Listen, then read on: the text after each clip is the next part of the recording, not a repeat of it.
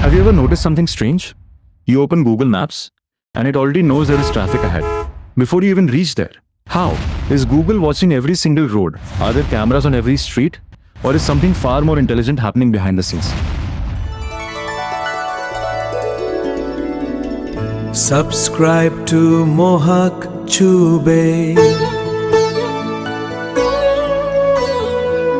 Subscribe to Mohak. Today, I am going to explain how Google Maps predicts traffic using data science.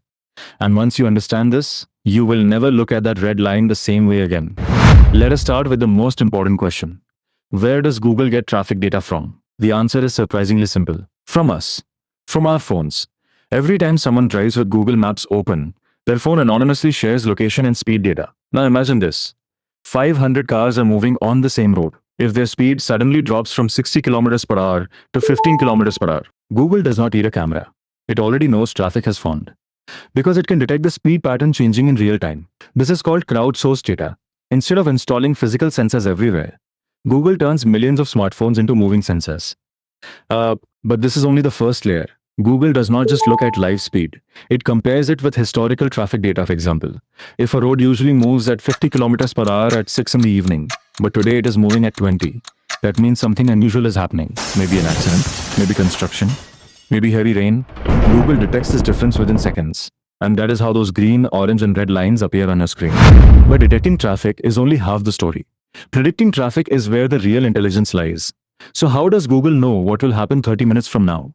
The answer is machine learning. Over the years, Google has collected enormous amounts of historical traffic data. It knows what happens on Monday mornings.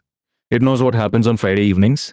It understands patterns during festivals, public holidays, heavy rain, and even large public events. So imagine this situation. It is Friday, 5:30 in the evening. Light rain has just started. Offices are closing. Google compares this exact scenario with thousands of similar situations from the past. It calculates the probability of congestion increasing, and it predicts delay before the traffic fully builds up. This process is called predictive modeling, learning from past patterns to forecast future outcomes. Now let us talk about route selection. When you enter a destination, Google does not simply measure distance. It evaluates multiple possible routes at the same time. It considers current traffic, predicted traffic, traffic signals, road type, number of turns, speed limits, and even places where bottlenecks usually form.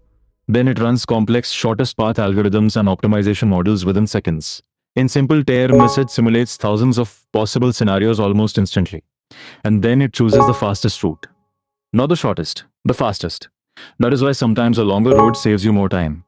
Now you might wonder, is Google tracking me personally? Traffic data is aggregated and anonymized.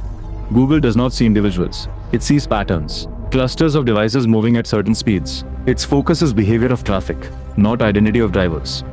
So next time you see that red line on Google Maps, remember, it represents millions of data points, years of historical patterns, machine learning models, and powerful algorithms working in milliseconds.